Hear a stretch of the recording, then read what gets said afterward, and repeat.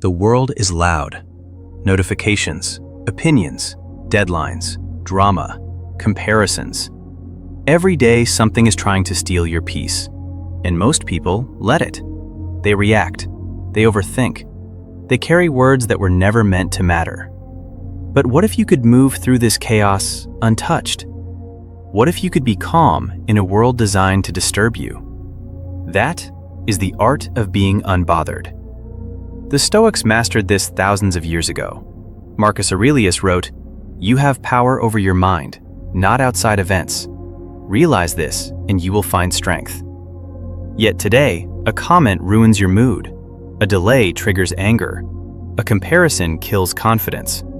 Psychology calls this emotional reactivity. Stoicism calls it giving your power away. In a moment, you'll see how modern life trains you to be disturbed. Every app is built to provoke emotion, anger, desire, envy, fear. Your brain isn't weak, it's overstimulated. Psychologists say, the more input your mind receives, the less control you feel. That's why silence feels uncomfortable. We've become addicted to distraction, to stimulation, to external validation that arrives in bursts of dopamine. Every notification is a tug at your attention. Every scroll is a test of your focus. Every post is an invitation to compare. And slowly, without noticing, you hand over your emotional state to strangers, to algorithms, to systems designed to keep you engaged, not at peace. Epictetus warned, if you want to be free, do not wish for things to happen as you want them to. Wish for them to happen as they do. Being unbothered doesn't mean nothing happens. It means nothing owns you. Real strength is not reacting when reaction is easy. Let's be honest, most stress is not from events. It's from interpretation. Someone ignores you, you assume disrespect. Someone succeeds, you assume failure. Someone questions you, you assume attack. But here's the truth. None of these things carry inherent meaning. You give them meaning. Stoicism teaches, events are neutral. Meaning is added by you. Psychology confirms this through cognitive appraisal theory. The same event can produce rage in one person and indifference in another. The difference? The story they tell themselves. Change the meaning, change the emotion. You're not angry because of what happened. You're angry because of the story you told yourself about what happened. Master the story, master your state. Being unbothered isn't numbness, it's clarity. It's knowing what deserves energy and what doesn't. Think about how much mental energy you waste, replaying conversations that are over, preparing for arguments that will never happen, imagining worst-case scenarios that will never arrive. Seneca said, "We suffer more in imagination than in reality."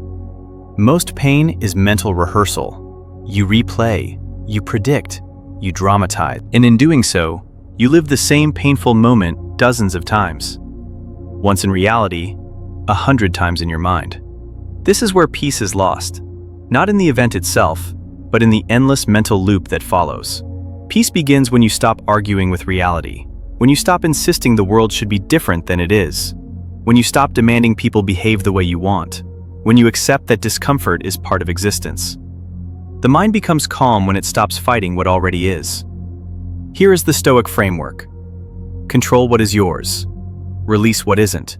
Your actions? Yours. Your effort? Yours. Other people's moods? Not yours. Their opinions? Not yours. Their chaos? Not yours. This distinction is everything. Most suffering comes from trying to control what cannot be controlled. You can't control whether someone likes you, but you can control how you show up. You can't control what people say about you, but you can control whether you let it define you. Psychology calls this boundary setting. Stoicism calls it freedom. And when you truly internalize this, something shifts. You stop needing the world to cooperate. You stop requiring external circumstances to align. You stop waiting for permission to be at peace. Freedom is not changing the world. It's not letting the world change you. Imagine this. You receive criticism.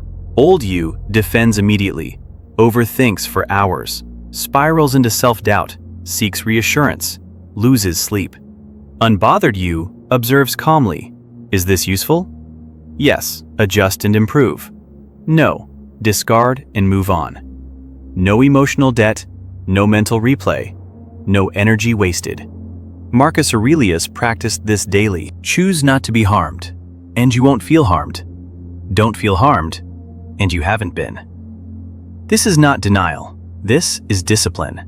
The discipline to recognize that most harm is self-inflicted, that most wounds are kept open by our own hands.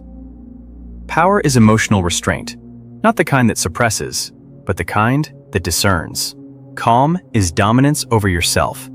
To become unbothered, you must reduce noise, unfollow what disturbs you, mute what drains you, delete what distracts you. Your attention is sacred. Protect it like your life depends on it, because your peace does. Guard attention. Stop giving mental real estate to things that don't pay rent. That person who wronged you 5 years ago? Evict them from your mind. That embarrassing moment from last month? It doesn't deserve to live there anymore. Every thought you entertain is a choice. Choose wisely. Slow reactions. Pause before response. Breathe before reply. Think before story. Psychology shows that a simple pause of 3 to 5 seconds can prevent emotional hijacking. That pause is strength. It's the space between stimulus and response. And in that space lies your power. Viktor Frankl said, "Between stimulus and response, there is a space. In that space is our power to choose our response. In our response lies our growth and our freedom." Most people collapse that space. They react instantly, emotionally, unconsciously. But you can expand that space. You can insert awareness.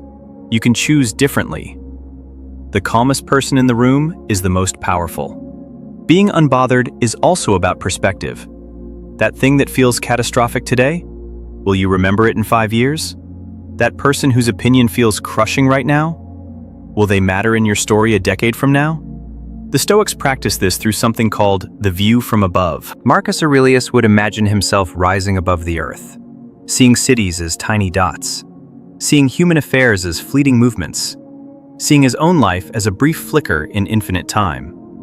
Not to feel insignificant, but to feel free. Free from the weight of taking everything so seriously. Free from the illusion that this moment defines everything. When you zoom out, you realize most things that disturb you are temporary. Most conflicts are forgettable. Most drama is optional. Distance brings clarity, and clarity brings peace. Let's talk about what being unbothered is not. It's not apathy. It's not coldness. It's not disconnection. You can care deeply about people and still be unbothered by their chaos. You can love fiercely and still maintain boundaries. You can be compassionate without absorbing everyone's pain. Being unbothered means you don't need drama to feel alive. You don't need conflict to feel important. You don't need validation to feel worthy. You've found a center within yourself that doesn't shake with every wind. Seneca called this the inner citadel, a place within you that remains untouched, unshaken, unmoved by external storms. And from that place, you can engage with the world fully, but never be enslaved by it. Here's a daily practice. Every morning, remind yourself, today, I will encounter difficult people, people who are confused, ungrateful, or hostile, but I will not be disturbed, because I know that I cannot control them. I can only control my response. This is adapted from Marcus Aurelius's morning meditation, and it works because it prepares your mind. It sets the expectation that challenges will come, that people will disappoint, that plans will change. And when you expect it, you're not surprised. When you're not surprised, you're not disturbed. Preparation is half of peace. Another truth, being unbothered requires practice. You will fail. You will react. You will lose your calm. And that's okay. Because Stoicism isn't about perfection, it's about progress. Every time you catch yourself spiraling and choose to stop, that's a win. Every time you notice the story you're telling yourself and question it, that's freedom. You're not trying to become a robot. You're trying to become someone who responds instead of reacts. Someone who thinks instead of spirals. Someone who chooses peace over drama. The world will remain chaotic. People will remain unpredictable. Life will continue to throw curveballs. But your inner world doesn't have to mirror the storm. You can be the eye of the hurricane. Calm, clear, centered. Be unbothered. Not careless, not cold, but centered. Not indifferent, not detached, but discerning. Choose your battles. Protect your peace. Guard your energy. Because at the end of the day, the quality of your life is determined by the quality of your inner state. And no achievement, no possession, no external validation will ever give you what inner peace can. Marcus Aurelius ruled an empire, and yet his greatest struggle was mastering himself. He wrote, "Confine yourself to the present, not because the future doesn't matter, but because peace exists only here, only now. Not in the past you cannot change, not in the future you cannot predict, but in this moment, in this breath, in this choice." So here's your invitation. Start small. Today, when something triggers you, pause. When someone irritates you, observe. When chaos surrounds you, breathe. And ask yourself, does this deserve my peace? Most of the time, the answer is no. And in that realization, you reclaim your power. If this resonated with you, if you felt even a moment of clarity, like this video, subscribe to this channel, and explore the other videos for more wisdom and truth. Because your peace is worth protecting. And the art of being unbothered? It's the most valuable skill you'll ever learn. Thank you for watching. Now go be unbothered.